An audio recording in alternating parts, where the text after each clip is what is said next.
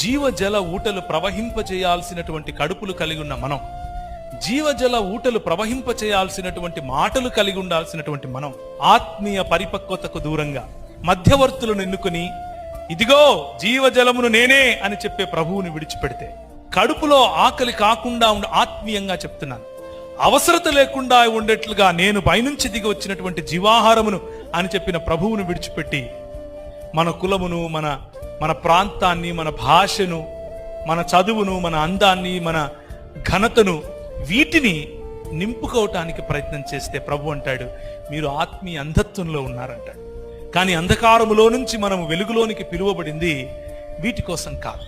మనం అంధకారంలో నుంచి వెలుగులోకి పిలువబడింది ఆయన గుణాతిశయములను ప్రకటించటం కోసం. ఆయన గుణాతిశయములను ప్రకటించినప్పుడు, మనము నడిచినప్పుడు ఇదిగో దేవుని దూతలు వస్తున్నారు అని ప్రజలు చూడగలగాలి.